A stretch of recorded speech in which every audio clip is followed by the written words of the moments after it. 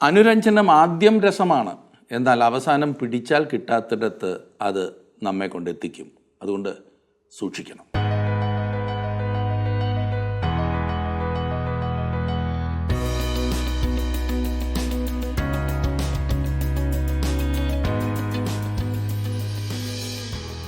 ഒരു വിട്ടുവീഴ്ചയ്ക്ക് തയ്യാറല്ലാത്തവരെ സമൂഹം പുച്ഛിക്കും. എന്നാൽ തെറ്റിനോട് വിട്ടുവീഴ്ചയ്ക്ക് ഒരുമ്പെട്ടാൽ അത് ദൂരവ്യാപകമായ പ്രത്യാഘാതങ്ങൾ ഉണ്ടാക്കും എന്ന് മറക്കരുത്. അതിപ്പോൾ ആരോടെങ്കിലും ബന്ധം കൂടുന്നതാകാം, നാം അറിഞ്ഞ സത്യത്തെ അവഗണിച്ച് പോകുന്നതാകാം, അങ്ങനെ എന്തും. ഞാൻ പറഞ്ഞു വന്നത്, യഹൂദയിലെ നല്ല രാജാവായിരുന്ന യഹോശാഫാത്ത് ഇസ്രായേലിലെ ദുഷ്ടനായ ആഹാബ് രാജാവുമായി ബന്ധം കൂടി. അത് യഹൂദയിലെ ഭരണത്തിലെ മായാത്ത കളങ്കമായി. ഈ ആഹാബിൻ്റെ കുടുംബത്തിൽ നിന്നുള്ള അഥല്യ യഹൂദ ഗൃഹത്തിലെ രാജസന്തതിയെ മുഴുവൻ നശിപ്പിച്ചു. ദാവീദിൻ്റെ വംശത്തെ മുഴുവൻ കൊന്നൊടുക്കുക വഴി മശിഹ വരുന്നതിനെ തടയിടുകയായിരുന്നു അവളിലൂടെ ഈ പിശാച് പരിശ്രമിച്ചത്. ഒരു രാജകുമാരിയുടെ പെരുമാറ്റത്തിലൂടെ ഒരു രാജകുമാരനെ മോഷ്ടിച്ചെടുത്ത് രക്ഷിച്ചു എന്ന് നാം വായിക്കുന്നു. എന്തൊരു ഭയങ്കരമല്ലേ! ഒരു അമ്മയ്ക്കൊക്കെ ഇങ്ങനെ ചെയ്യുവാൻ കഴിയുമോ? പേരക്കുട്ടികളെ മുഴുവൻ കൊന്നൊടുക്കുക. ഇതിനെയാണ് പൈശാചികം എന്ന് വിളിക്കുന്നത്. ഈ അധികാരം തലയിൽ കയറിയാൽ ഉണ്ടാകുന്നതായ പ്രശ്നമാണിത്. തെറ്റിനോട് അനുരഞ്ജനപ്പെടുവാൻ പോയാൽ ഉണ്ടാകുന്ന ഭയാനകങ്ങളായ പ്രത്യാഘാതങ്ങൾ. നമുക്ക് ആ സംഭവങ്ങൾ തന്നെ ഒന്ന് ചിന്തിക്കാം. 2 ദിനവൃത്താന്തങ്ങൾ 21-ാം അധ്യായം, അതാണ് ഇന്നത്തെ നമ്മുടെ ചിന്താ വിഷയം. 21:12 മുതലാണ് നാം ചിന്തിക്കുന്നത്. എടുത്താട്ടെ, 2 ദിനവൃത്താന്തങ്ങൾ 21:12.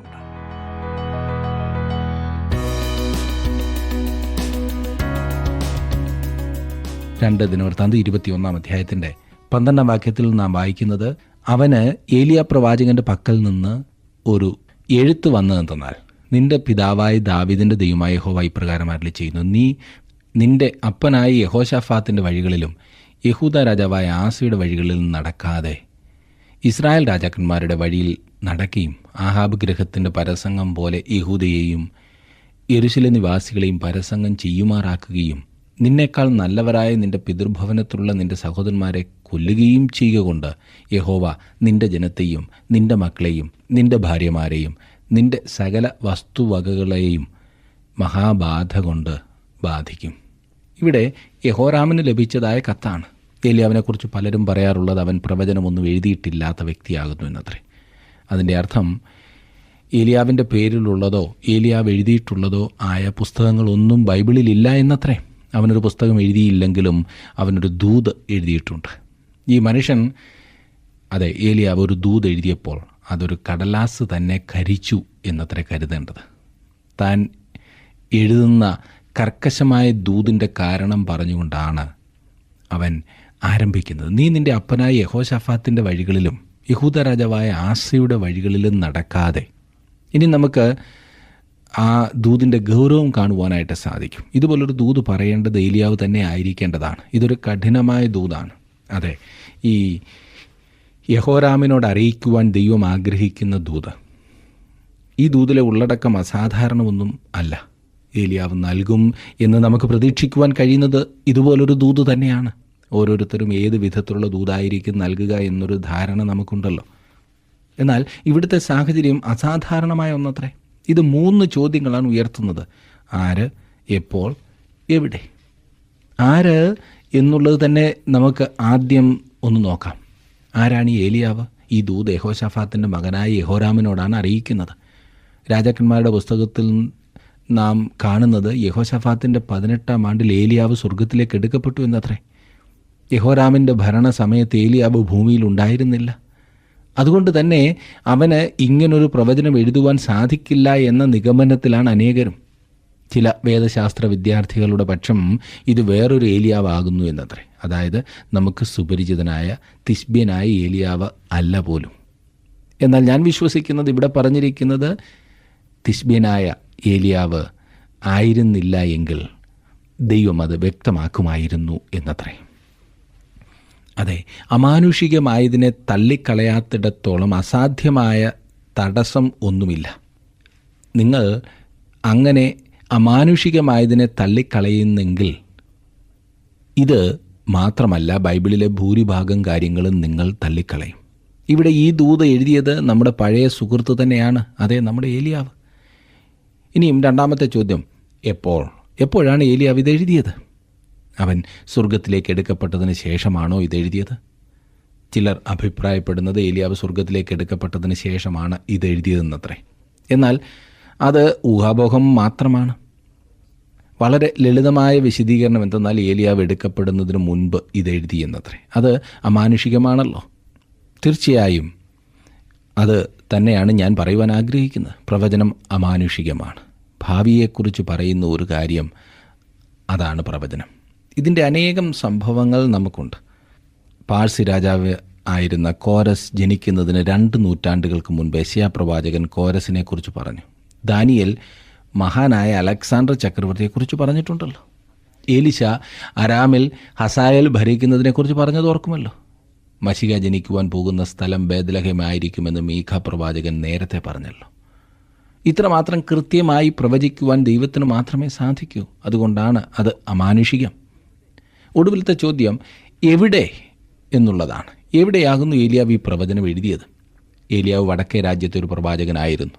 ഏലിയാവിനെക്കുറിച്ച് ദിനവൃത്താന്ത പുസ്തകത്തിൽ പറഞ്ഞിരിക്കുന്ന ഒരേ ഒരു ഭാഗം ഇതത്രേ. കാരണം ദിനവൃത്താന്ത പുസ്തകത്തിൽ നമുക്ക് ലഭിക്കുന്നത് ദൈവത്തിൻ്റെ വീക്ഷണത്തിലുള്ള ചരിത്രമാണ്. ദൈവം ഏലിയാവിൽ പ്രസാദിച്ചില്ലേ? തീർച്ചയായും അവൻ പ്രസാദിച്ചു. എങ്കിൽ പിന്നെ ഈ പുസ്തകത്തിൽ ഏലിയാവിനെക്കുറിച്ച് എന്തുകൊണ്ട് വിശദമായി എഴുതിയില്ല?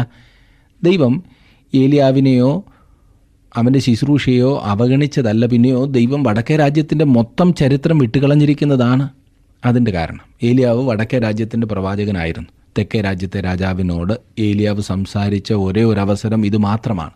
അവൻ ഒരിക്കലും യഹോശാഫാത്തിനോട് സംസാരിച്ചതായി രേഖപ്പെടുത്തിയിട്ടില്ല. കാരണം യഹോശാഫാത്ത് നല്ലൊരു രാജാവായിരുന്നു. ഏലിയാവിൻ്റെ ദൂത് പോലെ കാഠിന്യമേറിയ ഒരു ദൂത് അവനോട് പറയേണ്ട ആവശ്യമില്ലായിരുന്നു. എന്നാൽ യഹോശാഫാത്തിൻ്റെ മകൻ ഭരണത്തിനെത്തിയപ്പോൾ അവനോട് അറിയിക്കുവാൻ ഒരു ദൂത് ഏലിയാവിനുണ്ടായിരുന്നു.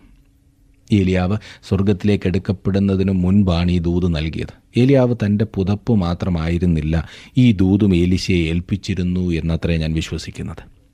യഹോരാമിന് വേണ്ടിയുള്ള ഒരു ദൂത് ഏലിയാവ് പറഞ്ഞു. കാരണം ഏലിശേ, നീ അവനെ കാണും, ഞാൻ കാണില്ല. ഇതിൻ്റെ അർത്ഥം ഏലിയാവ് സ്വർഗത്തിലേക്ക് എടുക്കപ്പെട്ടപ്പോൾ അവൻ്റെ ദൂത് അവസാനിച്ചിരുന്നില്ല. വെളിപ്പാട് പുസ്തകം 11-ാം അധ്യായത്തിൽ പറഞ്ഞിരിക്കുന്ന 2 സാക്ഷികളിൽ ഒരാൾ ഏലിയാവാകുന്നു എന്ന് ഞാൻ വിശ്വസിക്കുന്നത് ഈ കാരണത്താലാകുന്നു. അതെ, മനുഷ്യർ ദൈവത്തിങ്കൽ നിന്നും തിരിഞ്ഞു പോയിരിക്കുന്ന ഒരു കാലയളവിൽ വളരെ കർക്കശമായൊരു ദൂത് ഏലിയാവ് നൽകുവാൻ പോവുകയാണ്. അവൻ്റെ വാക്കുകൾ തുളച്ചു കയറുന്നതായിരിക്കും. ഈ സമയത്ത് അസാധാരണമായ ഒരു ദൂത് നൽകപ്പെട്ട തിരുവചനത്തിലെ ഒരു പ്രത്യേക ഭാഗമായി ഇതിനെ കാണാവുന്നതാണ്. നാം ഇവിടെ കാണുന്നത് എന്തെന്നാൽ യഹോരാം സിംഹാസനത്തിൽ വന്നപ്പോൾ രാജകൊട്ടാരത്തിൻ്റെ ആദ്യത്തെ പടിമേൽ അവനായി ഒരു ദൂത് കാത്തിരിക്കുന്നു. അതെ, ദൈവത്തിൻ്റെ ദൂതുവാഹകൻ അതവിടെ എത്തിച്ചിരുന്നതാണ്. ഏലിയാവിൻ്റെ പ്രവചനത്തിൻ്റെ കൃത്യതയാണ് ഇനിയും നാം കാണുന്നത്. 16ഉം 17ഉം വാക്യങ്ങൾ ഞാനൊന്ന് വായിക്കട്ടെ. 15-ാം വാക്യം നാം കണ്ടല്ലോ. നിനക്കോ ദീനത്താൽ നിൻ്റെ കുടൽ കാലക്രമേണ പുറത്ത് ചാടും വരെ കുടലിൽ വ്യാധി പിടിച്ച് കഠിനദീനമുണ്ടാകും. യഹോവ ഫലസ്തീനരുടെയും കൂശിയരുടെയും സമീപത്തുള്ള അറബികളുടെയും മനസ്സ് യഹോരാമിൻ്റെ നേരെ ഉണർത്തി. അവർ യഹൂദയിലേക്ക് വന്ന് അതിനെ ആക്രമിച്ച് രാജധാനിയിൽ കണ്ട സകല വസ്തുവകകളെയും അവൻ്റെ പുത്രന്മാരെയും അവൻ്റെ ഭാര്യമാരെയും അപഹരിച്ചു കൊണ്ടുപോയി. അതുകൊണ്ട് അവൻ്റെ ഇളയ മകനായ യഹോവാസ് അല്ലാതെ ഒരു മകനും അവന് ശേഷിച്ചില്ല. ഇവരെല്ലാം ആസയോടും യഹോശാഫാത്തിനോടും സമാധാനത്തിലായിരുന്നു. ഇപ്പോൾ അവരുടെ ആത്മാവ് കലങ്ങിയിരിക്കുന്നു. യുദ്ധം വരുന്നു. എന്തുകൊണ്ട്? യുദ്ധം പാപത്തിൻ്റെ ഫലമാണ്. നാം ചിലപ്പോൾ ചിന്തിക്കും യുദ്ധം എന്നത് യുദ്ധക്കളത്തിലുണ്ടായ എന്തോ ആകുന്നു എന്ന്. യുദ്ധം ഭവനത്തിലാകുന്നു സുഹൃത്തെ ആരംഭിക്കുന്നത്. അവിടെയും അത് നടക്കുന്നു. അത് മനുഷ്യൻ്റെ പാപപങ്കിലമായ ഹൃദയത്തിലാണ് ആരംഭിക്കുന്നത്. 18 മുതലുള്ള വാക്യങ്ങളിൽ നാം കാണുന്നത്, ഇതെല്ലാം കഴിഞ്ഞ ശേഷം യഹോവ അവനെ കുടലിൽ പൊറുക്കാത്ത വ്യാധി കൊണ്ട് ബാധിച്ചു. കാലക്രമേണ 2 സംവത്സരം കഴിഞ്ഞിട്ട് ദീനത്താൽ അവൻ്റെ കുടൽ പുറത്തു ചാടി. അവൻ കഠിന വ്യാധിയാൽ മരിച്ചു. അവൻ്റെ ജനം അവൻ്റെ പിതാക്കന്മാർക്ക് കഴിച്ച ദഹനം പോലെ അവന് വേണ്ടി ദഹനം കഴിച്ചില്ല. അവൻ വാഴ്ച തുടങ്ങിയപ്പോൾ അവന് 32 വയസ്സായിരുന്നു. അവൻ 8 സംവത്സരം യെരൂശലേമിൽ വാണ്. ആർക്കും ഇഷ്ടനാകാതെ കഴിഞ്ഞുപോയി. അവനെ ദാവീദിൻ്റെ നഗരത്തിൽ അടക്കം ചെയ്തു, രാജാക്കന്മാരുടെ കല്ലറകളിൽ അല്ലതാനും. ഭയങ്കരമില്ലേ? ഒരു രാജാവിനെക്കുറിച്ച് പറഞ്ഞിരിക്കുന്ന കാര്യമാണ്. വളരെ പരിതാപകരമായ ഒരു അന്ത്യം. അവനെ അടക്കിയ സ്ഥലവും അവർ അവനോട് കാണിച്ച അനാദരവും അവനെ ജനം എത്രമാത്രം വെറുത്തിരുന്നു എന്നതിൻ്റെ തെളിവാണ്. ഇനിയും അടുത്ത അധ്യായത്തിൽ യഹോരാമിൻ്റെ ഭാര്യയെക്കുറിച്ച് നാം വായിക്കും. അവിടെ ഭരിച്ചിട്ടുള്ളവരിൽ ഇത്രയധികം ജനങ്ങൾ വെറുത്ത വേറൊരാളില്ല എന്ന് വേണം ചിന്തിക്കുവാൻ. 22-ാം അധ്യായത്തിൻ്റെ 1-ാം വാക്യത്തിൽ യെരൂശലേം നിവാസികൾ അവൻ്റെ ഇളയ മകനായ അഹസ്യാവെ അവന് പകരം രാജാവാക്കി. അറബികളോടുകൂടെ പാളയത്തിൽ വന്ന പടക്കൂട്ടം മൂത്തവരെയൊക്കെയും കൊന്നുകളഞ്ഞിരുന്നു. ഇങ്ങനെ യഹൂദ രാജാവായ യഹോരാമിൻ്റെ മകൻ അഹസ്യാവ് രാജാവായി. ഇവിടെ പലപ്പോഴും പേരുകൾ ചിന്താക്കുഴപ്പം ഉണ്ടാക്കുന്നതാണ്. കാരണം ഒരേ ആൾക്ക് പല പേരുകൾ ഉപയോഗിച്ച് കാണുന്നു. 2 ദിനവൃത്താന്തം 21:17 പറഞ്ഞിരിക്കുന്ന യഹോവാഹാസ് ആകുന്നു അഹസ്യാവ്. യഹോരാമിൻ്റെ മക്കളിൽ അവൻ മാത്രമേ ശേഷിച്ചുള്ളൂ. യഹോരാമിൻ്റെ മറ്റു മക്കളെല്ലാം കൊല്ലപ്പെട്ടു എന്ന് കാണാം. 2 മുതലുള്ള വാക്യങ്ങളിൽ അഹസ്യാവ് വാഴ്ച തുടങ്ങിയപ്പോൾ അവന് 42 വയസ്സായിരുന്നു. അവനൊരു സംവത്സരം യെരൂശലേമിൽ വാണു. അവൻ്റെ അമ്മയ്ക്ക് അഥല്യ എന്നു പേർ. അവൾ ഒമ്രിയുടെ മകളായിരുന്നു. അവനും ആഹാബ് ഗൃഹത്തിൻ്റെ വഴികളിൽ നടന്നു. ദുഷ്ടത പ്രവർത്തിപ്പാൻ അവൻ്റെ അമ്മ അവന് ആലോചനക്കാരത്തിയായിരുന്നു. അതുകൊണ്ട് അവൻ ആഹാബ് ഗൃഹത്തെപ്പോലെ യഹോവയ്ക്ക് അനിഷ്ടമായുള്ളത് ചെയ്തു. അവർ അവൻ്റെ അപ്പൻ മരിച്ച ശേഷം അവൻ്റെ നാശത്തിനായി അവൻ്റെ ആലോചനക്കാരായിരുന്നു. ഇവിടെ സിംഹാസനത്തിലിരിക്കുന്ന രാജ്ഞി അഥല്യ ആയിരുന്നു. അവളായിരുന്നു എല്ലാം ഭരിച്ചത്. അവൾ ആഹാബിൻ്റെയും ഇസബേലിൻ്റെയും മകളും ഒമ്രിയുടെ കൊച്ചുമകളുമായിരുന്നു. അവൾ തൻ്റെ സ്ഥാനം വാസ്തവത്തിൽ വിട്ടുകൊടുത്തില്ല. അവൾ തൻ്റെ ഭർത്താവായിരുന്ന യഹോരാമിനെ ജീവനുള്ള ദൈവത്തിങ്കൽ നിന്നും പിന്തിരിപ്പിച്ചത് ഓർക്കണം. ഇപ്പോൾ അവളുടെ മകൻ അഹസ്യാവ് അവളെ ശ്രദ്ധിക്കുകയും വടക്കേ രാജ്യവുമായി സഖ്യത ചെയ്യുകയും ചെയ്യുന്നു. പ്രത്യേകിച്ചും ആഹാബ് ഗ്രഹവുമായി സഖ്യത ചെയ്യുന്നു. അത് അവൻ്റെ നാശത്തിന് കാരണമായി.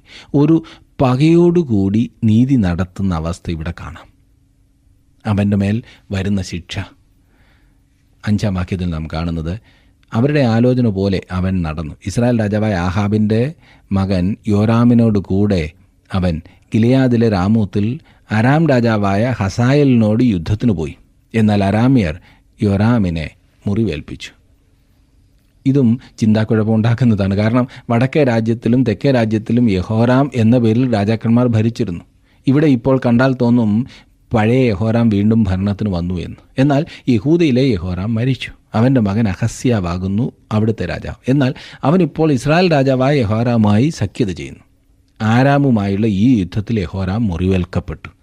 6-ാം വാക്യത്തിൽ കാണുന്നത്, ആരാം രാജാവായ ഹസായേലിനോടുള്ള യുദ്ധത്തിൽ രാമയിൽ വെച്ച് ഏറ്റ മുറിവുകൾക്ക് ചികിത്സ ചെയ്യേണ്ടതിന് അവൻ ഇസ്രായേലിൽ മടങ്ങിപ്പോയി. യഹൂദ രാജാവായ യഹോരാമിൻ്റെ മകൻ അസരിയാവ് ആഹാബിൻ്റെ മകനായ യോരാം ദീനമായി കിടക്കുകയാൽ അവനെ കാണുവാൻ ഇസ്രായേലിൽ ചെന്നു.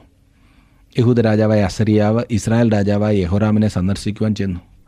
അവൻ ഇസ്രായേലിൽ സുഖം പ്രാപിച്ചു വരികയായിരുന്നു. അസരിയാവ് അവന് കൊടുക്കുവാൻ ഒരു കുട്ട പഴമോ എന്തെങ്കിലുമോ കൊണ്ടുപോയി കാണും. 7-ാം വാക്യത്തിൽ നാം കാണുന്നത്, യോറാമിൻ്റെ അടുക്കൽ ചെന്നത് അഹസ്യാവിന് ദൈവഹിതത്താൽ നാശഹേതുവായി ഭവിച്ചു. അവൻ ചെന്ന സമയം ആഹാബ് ഗ്രഹത്തിന് നിർമൂലനാശം വരുത്തുവാൻ യഹോവ അഭിഷേകം ചെയ്തവനായി നിംഷിയുടെ മകനായ യേഹൂവിൻ്റെ നേരെ അവൻ യഹോരാമിനോടുകൂടെ പുറപ്പെട്ടു. രസകരമായ കാര്യം എന്തെന്നാൽ, തെക്കേ രാജ്യത്തു നിന്നുള്ള രാജാവായ അഹസ്യാവ് അവിടെ ഉണ്ടെന്ന് യേഹു അറിഞ്ഞില്ല. എന്താണ് സംഭവിച്ചതെന്ന് ഇനിയും ശ്രദ്ധിച്ചാലും 8-ാം വാക്യത്തിൽ, യേഹു ആഹാബ് ഗ്രഹത്തോട് ന്യായവിധി നടത്തുകയിൽ അവൻ യഹൂദ പ്രഭുക്കന്മാരെയും അഹസ്യാവിന് ശുശ്രൂഷ ചെയ്യുന്നവരായ അഹസ്യാവിൻ്റെ സഹോദരന്മാരുടെ പുത്രന്മാരെയും കണ്ട് അവരെ കൊന്നുകളഞ്ഞു. അഹസ്യാവിൻ്റെ സഹോദരന്മാരുടെ പുത്രന്മാർ എന്ന് പറഞ്ഞിരിക്കുന്നത് അഹസ്യാവിൻ്റെ സഹോദരന്മാരല്ല. കാരണം അവരെ അറബികൾ കൊന്നുകളഞ്ഞതായി 21-16 വാക്യത്തിൽ നാം വായിച്ചതാണല്ലോ. ഇവിടെ പറഞ്ഞിരിക്കുന്ന അഹസ്യാവിൻ്റെ അനന്തരവർ അത്രേ. യഹൂദ പ്രഭുക്കന്മാർ എന്ന് പറഞ്ഞിരിക്കുന്നത് രാജകൊട്ടാരത്തിൽ പ്രധാനപ്പെട്ട ചുമതലകൾ വഹിച്ചിരുന്ന അഹസ്യാവിൻ്റെ ബന്ധുക്കൾ ആയിരുന്നിരിക്കും. യേഹു അവരെ എല്ലാം കൊന്നു. തുടർന്ന് അവൻ അഹസ്യാവിൻ്റെ പിൻപേ പോകുന്നു. അഹസ്യാവ് ഓടി രക്ഷപ്പെട്ടിരുന്നു. യേഹു അവനെ കണ്ടെത്തി കൊന്നുകളഞ്ഞു. 9-ാം വാക്യത്തിൽ, പിന്നെ അവൻ അഹസ്യാവെ അന്വേഷിച്ചു. അവൻ ശമര്യയിൽ ഒളിച്ചിരിക്കുകയായിരുന്നു. അവർ അവനെ പിടിച്ച് യേഹുവിൻ്റെ അടുക്കൽ കൊണ്ടുവന്ന് കൊന്നു. പൂർണ്ണ ഹൃദയത്തോടെ യഹോവയെ അന്വേഷിച്ച് യഹോശാഫാത്തിൻ്റെ മകനല്ലോ എന്ന് പറഞ്ഞ് അവർ അവനെ അടക്കം ചെയ്തു. ഇങ്ങനെ അഹസ്യാവിൻ്റെ ഗ്രഹത്തിൽ ആർക്കും രാജ്യത്വം വഹിപ്പാൻ ശക്തിയില്ലാതെയിരുന്നു. ഇത് വളരെ അധികം രക്തച്ചൊരിച്ചിൽ നടന്നിട്ടുള്ളൊരു സമയമായിരുന്നു. ഇത് ദൈവം രേഖപ്പെടുത്തിയിരിക്കുന്നത് എന്തിനെന്ന് ചോദിച്ചാൽ, താൻ പാപത്തെ ശിക്ഷിക്കുന്നു എന്ന് നാം അറിയുവാനായിട്ടാണ്. പാപം ചെയ്തിട്ടും മനുഷ്യൻ അതുകൊണ്ട് രക്ഷപ്പെടില്ല എന്ന് നാം അറിയണം എന്ന് ദൈവം ആഗ്രഹിക്കുന്നു. പാപം എത്ര കുഴഞ്ഞു മറിഞ്ഞതാണ്. താങ്കളുടെ വിലപ്പെട്ട നിർദ്ദേശങ്ങളും അഭിപ്രായങ്ങളും പ്രാർത്ഥനാ വിഷയങ്ങളും ഇന്ന് തന്നെ ഞങ്ങളെ വിളിച്ചറിയിക്കുക. വിളിക്കേണ്ട നമ്പർ 8281384455.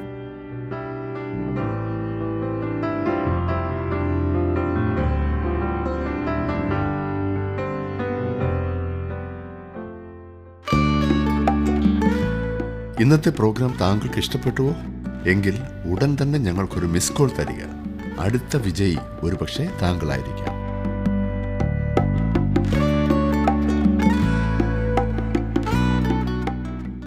ഞാൻ നേരത്തെ സൂചിപ്പിച്ചല്ലോ, പാപത്തിൻ്റെ വഴി വളഞ്ഞതും കുഴഞ്ഞു മറിഞ്ഞതുമാകുന്നു എന്ന്. 10-ാം വാക്യത്തിൽ കാണുന്ന അഹസ്യാവിൻ്റെ അമ്മയായ അഥല്യ തൻ്റെ മകൻ മരിച്ചുപോയി എന്ന് കണ്ടിട്ട് എഴുന്നേറ്റ് യഹൂദ ഗ്രഹത്തിലെ രാജസന്തതിയൊക്കെയും നശിപ്പിച്ചു. അഥല്യയുടെ മൃഗീയമായ ഭരണമാകുന്നു തുടർന്ന് നാം കാണുന്നത്.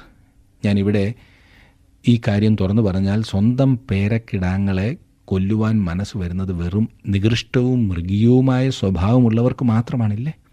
വല്യപ്പച്ചന്മാർക്കും വല്യമ്മച്ചിമാർക്കും അറിയാം കൊച്ചുമക്കളോടുള്ള സ്നേഹവും കരുതലും എത്രമാത്രമാണെന്ന്. മക്കളെക്കാൾ വിലപ്പെട്ടത് കൊച്ചുമക്കളാകുന്നു എന്നാണ് പല പ്രായമുള്ളവരുടെയും കണക്കുകൂട്ടൽ. ഈ ദുഷ്ട സ്ത്രീക്ക് തൻ്റെ പേരക്കിടാങ്ങളെ കൊല്ലുവാൻ മനസ്സ് വന്നതെങ്ങനെ എന്ന് ഞാൻ ചിന്തിച്ചിട്ടെങ്കിലും എനിക്ക് മനസ്സിലാകുന്നില്ല. ഇത്ര വലിയ മൃഗീയത്വമുണ്ടോ? അവൾ ഒരാളെ ഒഴിച്ച് ബാക്കി എല്ലാവരെയും കൊന്നു എന്നാണ് നാം വായിക്കുന്നത്. ഈ ഒരു കുട്ടിയെ കണ്ടില്ല എന്നതിനാലാണ് അവനെ കൊല്ലാതിരുന്നത്. ഈ ഒരു കുട്ടി എങ്ങനെയെങ്കിലും രക്ഷപ്പെട്ടില്ലായിരുന്നെങ്കിൽ ദാവീദിൻ്റെ വംശം മുഴുവൻ തീർന്നു പോയിനെ. മശിഹ വരുന്നതിനെക്കുറിച്ച് ദൈവം ദാവീദിനോട് ചെയ്ത വാഗ്ദത്തം നിറവേറുകയില്ലായിരുന്നു. അത്രമാത്രം രൂക്ഷമായ ഒരവസ്ഥയിൽ അതെത്തിയതായിരുന്നു. ക്രിസ്തുവിങ്കിലേക്ക് നയിക്കുന്ന വംശത്തെ എങ്ങനെയെങ്കിലും നശിപ്പിക്കുവാൻ സാത്താൻ വീണ്ടും വീണ്ടും ശ്രമിച്ചു എന്ന് നാം കാണുന്നതാണ്. മിസ്രൈമിൽ വെച്ച് എല്ലാ എബ്രായ ആൺകുട്ടികളെയും കൊല്ലുവാൻ ശ്രമിക്കുക വഴി സാത്താൻ ഈ കാര്യത്തിന് ശ്രമിച്ചത് എങ്ങനെയെന്ന് താങ്കൾക്കറിയാമല്ലോ. ഹാമാൻ എല്ലാ യഹൂദന്മാരെയും കൊല്ലുവാൻ പരിപാടിയേറ്റു. യേശു ജനിച്ചതിന് ശേഷം ഹെരോദാവിലൂടെ സാത്താൻ എല്ലാ ആൺകുട്ടികളെയും കൊല്ലുവാൻ ശ്രമിച്ചു. ഇവിടെ ഇതാ അഥല്യായിലൂടെ ദാവീദിൻ്റെ വംശത്തെ നശിപ്പിക്കുവാൻ സാത്താൻ പരിപാടിയിട്ടു. ഈ ചെറിയ കുട്ടി യോവാശിന് 1 വയസ്സുള്ളപ്പോഴാണ് അവനെ ഒളിപ്പിച്ചു വെച്ചത്. ദേവാലയത്തിൽ അവനെ 6 വർഷം ഒളിപ്പിച്ചു വെച്ചു. ആ സമയത്ത് ആ നീച രാജ്ഞി രാജ്യം ഭരിച്ചു. ഒരാളുടെ തെറ്റായ തീരുമാനം വരുത്തിവെച്ച വിന എത്ര ഭയങ്കരമാണല്ലേ. ഇനിയും നാം യോവാശിൻ്റെ ഭരണത്തെക്കുറിച്ചാകുന്നു കാണുന്നത്. 23-ാം അധ്യായത്തിലേക്ക് വരുമ്പോൾ അതിൻ്റെ 1-ാം വാക്യത്തിൽ നാം വായിക്കുന്നത്, 7-ാം സംവത്സരത്തിൽ യഹോയാദ ധൈര്യപ്പെട്ട് യഹോരാമിൻ്റെ മകൻ അസരിയാവ്, യഹോഹാനാൻ്റെ മകൻ ഇസ്മായേൽ, ഓബേദിൻ്റെ മകൻ അസരിയാവ്, അദായാവിൻ്റെ മകൻ മയാശേയ, സിക്രിയുടെ മകൻ എലിശബാദ് എന്നീ ശതാധിപന്മാരോട് സഖ്യത ചെയ്തു. യഹൂദയിലെ നേതൃത്വം നീച സ്ത്രീയായിരുന്ന അഥല്യായിൽ അസംതൃപ്തരായിരുന്നു. അവളുടെ ഭരണം ആരും ഇഷ്ടപ്പെട്ടിരുന്നില്ല എന്ന് തോന്നുന്നു. അതുകൊണ്ട് ഇപ്പോൾ പുരോഹിതനായ യഹോയാദ അവിടുത്തെ നേതാക്കന്മാരെ ഒരു മീറ്റിങ്ങിനായി വിളിക്കുന്നു. വളരെ സ്വകാര്യമായുള്ളൊരു മീറ്റിംഗ്. ദാവീദിൻ്റെ ഒരു മകൻ ജീവിച്ചിരിക്കുന്ന കാര്യം അവരെ അറിയിക്കുവാനാണ് ഈ മീറ്റിംഗ് വിളിച്ചു കൂട്ടുന്നത്. ദാവീദിൻ്റെ വംശത്തിൽ നിന്നുള്ള ഈ ചെറിയ കുട്ടിയെ തങ്ങളുടെ രാജാവാക്കാമെന്ന് അവരെല്ലാം പ്രതിജ്ഞ എടുക്കുന്നു. ദാവീദിൻ്റെ വംശത്തിൽ നിന്നുള്ള ചെറിയ യോവാശിനെ രാജാവായി വാഴിക്കുവാൻ അവർ ലേവ്യരെയും ഇസ്രായേലിലെ പ്രധാനികളെയും എല്ലാം കൂട്ടി വളരെ സൂക്ഷ്മതയോടെ ക്രമീകരണം ചെയ്യും. കൂടി വരുന്നതിൽ 1/3 ഭാഗം ശബത്തിൽ ദേവാലയത്തിൻ്റെ വാതിൽ കാവൽക്കാരായി നിൽക്കുവാൻ ക്രമീകരിച്ചു. 1/3 ഭാഗം രാജാവിൻ്റെ ഭവനത്തിൽ ആയിരിക്കും. പുരോഹിതന്മാരെയും ലേവ്യരെയും ഒഴിച്ച് മറ്റാരെയും ദേവാലയത്തിൽ കടക്കുവാൻ അവർ അനുവദിക്കുമായിരുന്നില്ല. ഈ ചെറിയ രാജാവിന് ചുറ്റും നിൽക്കുന്ന ലേവ്യരെല്ലാം ആയുധധാരികളായിരുന്നു. ദേവാലയത്തിൽ സൂക്ഷിച്ചിരുന്ന കുന്തങ്ങളും ചെറുപരിചകളും വൻപരിചകളും ശതാധിപന്മാർക്ക് നൽകി. ഈ ക്രമീകരണങ്ങളെല്ലാം ഭംഗിയായി നിർവഹിച്ചു. 11 വാക്യത്തിൽ നാം വായിക്കുന്നത്, അവർ രാജകുമാരനെ പുറത്തു കൊണ്ടുവന്ന് കിരീടം ധരിപ്പിച്ച് സാക്ഷ്യപുസ്തകവും കൊടുത്തു. അവനെ രാജാവാക്കി. യഹോയാദയും പുത്രന്മാരും അവനെ അഭിഷേകം കഴിച്ചു. രാജാവേ, ജയ ജയ എന്ന് ആർത്തു വിളിച്ചു. ഇത് വളരെ ആവേശജനകമായ ഒരു മാറ്റമായിരുന്നു. തുടർന്ന് 7 വയസ്സുകാരനായ യോവാശ് യഹൂദയുടെ സിംഹാസനത്തിലിരുന്നു. അവൻ ദാവീദിൻ്റെ വംശത്തിൽ നിന്നുള്ളവനായിരുന്നു. അതല്യ ചിന്തിച്ചത്, അവളുടെ വംശത്തിലുള്ള എല്ലാവരെയും കൊന്നു എന്നത്രേ. എന്തുകൊണ്ടാണ് അവൾ അത്രമാത്രം മൃഗീയമായൊരു പ്രവർത്തനം ചെയ്തത്? അവൾക്ക് വലിയ അധികാരമോഹമായിരുന്നു. രാജ്ഞിയായിരിക്കുവാൻ അവൾ ആഗ്രഹിച്ചു. വേറൊരു വശം, അതെ, പിശാച് അവളിലൂടെ പ്രവർത്തിക്കുകയായിരുന്നു. ഈ ലോകത്തിൽ ഇതുപോലെയുള്ള അനേകം സ്ത്രീ പുരുഷന്മാരെ കാണുവാൻ സാധിക്കും. അധികാര സ്ഥാനത്തെത്തുവാൻ എന്തും ചെയ്യുവാൻ അവർ മടി കാണിക്കത്തില്ല. തങ്ങൾ അധികാര സ്ഥാനത്താകുന്നു എന്ന് വീമ്പിളക്കാൻ മാത്രമാണ് ഇവർ ഇതെല്ലാം ചെയ്യുന്നത്. അല്ലാതെ അങ്ങനൊരു സ്ഥാനത്തിന് കഴിവോ എന്തെങ്കിലും ചെയ്യുവാനുള്ള മനസ്സോ ഉണ്ടായിട്ടല്ല.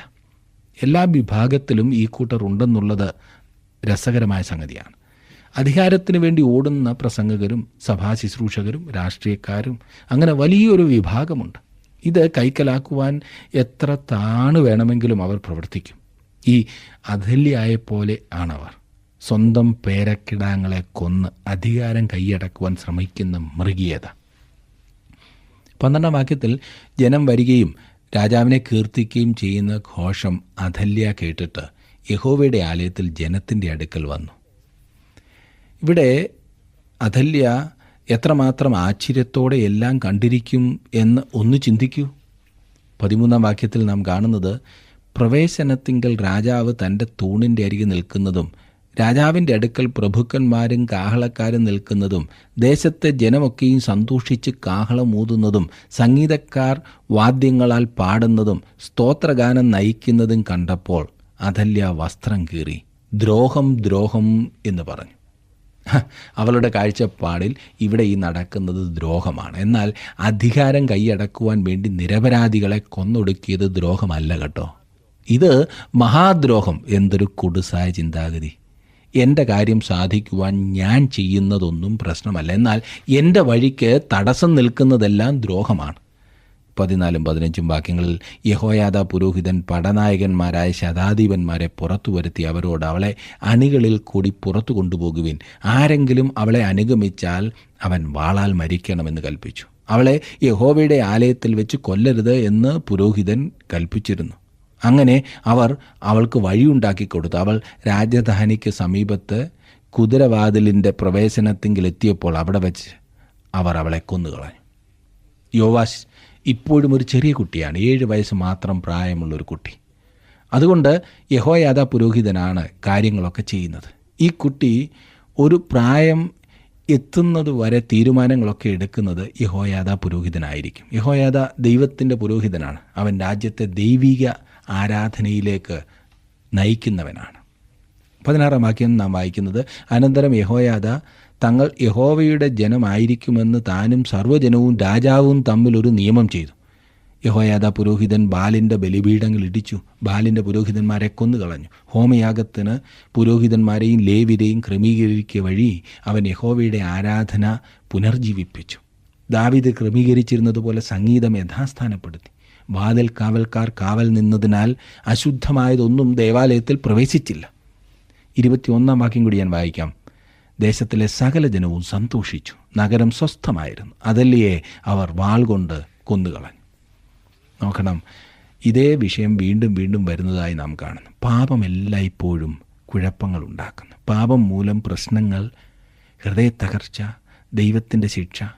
എന്നാൽ ആത്മിക ഉണർവ് സമാധാനത്തെ കൊണ്ടുവരികയും ശാന്തത പുനഃസ്ഥാപിക്കുകയും ചെയ്യുന്നു. ഇത് മുൻപോട്ട് പഠിക്കുമ്പോൾ നമുക്ക് കാണാൻ സാധിക്കും. ആത്മിക ഉണർവ് മാത്രമാണ് സുഹൃത്തെ താങ്കളുടെ വ്യക്തിപരമായ ജീവിതത്തിൽ സമാധാനത്തിനും ശാന്തതയ്ക്കുമുള്ളൊരു വഴി. താങ്കളുടെ കുടുംബജീവിതം കലുഷിതമാകുന്നുവെങ്കിൽ, അസ്വസ്ഥമാകുന്നുവെങ്കിൽ, അത് സ്വസ്ഥമാകുവാൻ ഒരേ ഒരു മാർഗം കുടുംബത്തിൽ ആത്മീയ ഉണർവുണ്ടാകണം. ദൈവവചന പഠനം, പ്രാർത്ഥന, ദൈവവചനം മനസ്സിലാക്കിയത് അനുസരിക്കുക. അങ്ങനെ ആത്മീയ ഉണർവുണ്ടാകുമ്പോൾ കുടുംബം സ്വസ്ഥമാകും, സഭ സമാധാനപരമാകും, സന്തോഷകരമാകും, സമൂഹം അനുഗ്രഹിക്കപ്പെടും. ആത്മീയ ഉണർവുണ്ടാകുമ്പോൾ മാത്രമേ അനുഗ്രഹീതമായ മാറ്റങ്ങൾ എല്ലാ രംഗത്തും ഉണ്ടാകൂ. നമ്മുടെ ജീവിതത്തിലും നമ്മുടെ സമൂഹത്തിലും നമ്മുടെ സഭകളിലും ഇന്ന് ആവശ്യമായിരിക്കുന്നതൊരു ആത്മീയ ഉണർവാണ്. സത്യമറിഞ്ഞ നിങ്ങൾക്കും എനിക്കും മാത്രമേ അതിനുവേണ്ടി പ്രാർത്ഥിക്കുവാനും പ്രയത്നിക്കുവാനും സാധിക്കൂ. ഇന്നത്തെ ഈ വചനം നിങ്ങളുടെ ജീവിതത്തിൽ അനുഗ്രഹപ്രദമായിരുന്നു എന്ന് ഞാൻ വിശ്വസിക്കട്ടെ. ദൈവകൃപ കൂടുതൽ പ്രാപിപ്പാൻ ദൈവം നിങ്ങളെ സഹായിക്കട്ടെ. അടുത്ത ക്ലാസ്സിൽ നമുക്ക് വീണ്ടും കാണാം.